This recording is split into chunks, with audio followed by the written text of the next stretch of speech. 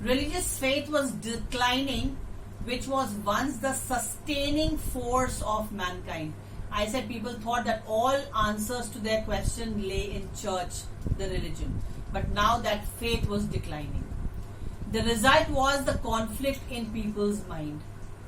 Some lost faith in God, others clung to it, and there were many others like Arnold, the poet, whose faith was wavering, did not know whether to hold on to religion or believe in science.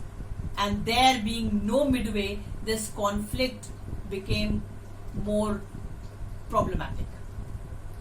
Religion was considered as orthodox by the developing science. Man till now had lived under complete faith of religion, but now he was absolutely confused. Now, children, I hope you are clear with the kind of times and the confusion that prevailed in the minds of the people in the Victorian era. And with that same in that same state of mind, this poem is also written. So we will start with the poem Dover Beach. Now, children, Dover Beach. Dover is on the southeast shore of England, and it is separated from France by the narrow strait of the English Channel. Matthew Arnold wrote this poem after he visited the cliffs of Dover in 1851 with his wife after marriage. The poem begins on a pleasant evening. The poet and his love are apparently in a room with a window affording a view to the Straits of Dover on the southeast coast of London. The poet looks out towards the French coast, which is some 26 miles away, and is attracted by the calm serenity of the scene, which is the quiet scene, the moon, the blinking French lighthouse, the glimmering reflection of the famous white cliff of Dover. And he calls his wife, his love, to the window to enjoy the scene and the sweet night air. Alright, we start with the poem now. The poet says, the sea is calm tonight, the tide is full, the moon lies fair upon the straits. On the French coast the light gleams and is gone. Now the poet says the sea is calm tonight. Calm means the sea is very peaceful and the tide is full. Now what is the tide is full? That concept we have already studied with Pooja ma'am in the poem Crossing the Bar. Right? And the tide is full. There is less sound, no foam. Right? So the tide is full and the moon lies fair. In the sky you can see the moon appearing so beautiful, fair. And upon the straits refer to the Straits of Dover on the southeast shore of England. On the French coast the light gleams and is gone.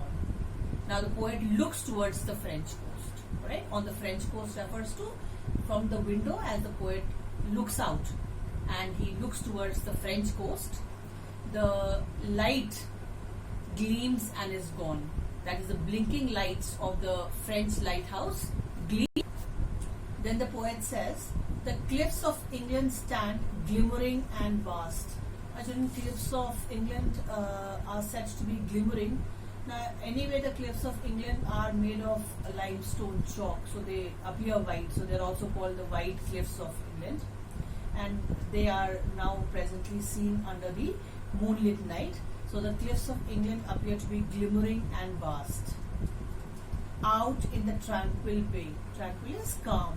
Bay is a stretch of water which is surrounded by land. So the bay appears to be tranquil, calm. So the poet is describing the calm serenity of night at this moment. Come to the window, sweet is the night air. Now here this poem is a dramatic monologue. Mono means one. Dialogue means die means two. So when two or more people converse with each other, it becomes a dialogue. And now this poem is a dramatic monologue. Monologue is there might be a listener, like in this case, there is his beloved listening to him, whom he addresses twice in the poem. He is addressing her, but she doesn't speak anything. So it's a dramatic monologue. That is only one person, the speaker, the poet is speaking. And he calls upon his beloved and tells her to come to the window and witness the beautiful, calm, serene night with him. Sweet is the night air. That is, the night air appears to be sweet. So she should come to the window and with him witness the calm serenity of the night. Only from the long line of spray where the sea meets the moon-blanched land. Now here the long line of spray is the foam that gathers on the shore, and here on the shore the sea seems to meet the moon-blanched land. Now moon-blanched is as if the land is bleached in the moonlight. Now the shore is covered with sand, and under the moonlit night the entire land appears to be bathed in the white moonlight, appearing to be all white. Listen, you hear the grating roar of pebbles which the waves draws back and fling. Now listen is to the beloved. He is asking his beloved to listen to this grating sound. Grating sound is harsh sound, as if you hear from rubbing of pebbles together. When you rub pebbles together, it creates a harsh kind of a sound. So he's asking his beloved to listen to this harsh grating sound. And he sees the sea. Now this is an endless process.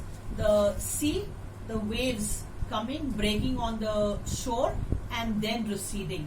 Right? It's a process that continues. He says, begin and cease and then again begin. So it is a process that doesn't end. Right? The waves, they continue to come and break on the shore and then recede into the sea. But what is the poet actually talking about here is, as the waves come to break on the shore, they carry with them the pebbles from the seabed. Now when the waves come, those waves, as they move towards the shore, they carry pebbles inside them. And these pebbles, probably along with the sound of the wave, are creating that grating sound. But the thing to be noticed here is, the waves bring pebbles with them, and as the waves break on the shore and they slowly recede back into the sea, those pebbles remain scattered on the shore. They are not carried back into the sea by the receding waves. So he says that the pebbles which the waves draw back and fling where? Fling onto the shores. Alright, these pebbles are brought by the waves and they are flung on the shore. And they return up the high strand. High strand is land. And slowly the waves return. But these pebbles remain flung on the seashore. They are not carried back by the receding waves back into the sea. With tremulous cadence slow and bring the eternal note of sadness. Now this process, he has said, it begins and ceases and then again begins. This process of the waves breaking on the shore, receding, it is an endless process. It begins, ends and then starts all over again. Now the rise and fall of waves in this set pattern, it produces a trembling kind of a music, and this brings a note of melancholy which is everlasting.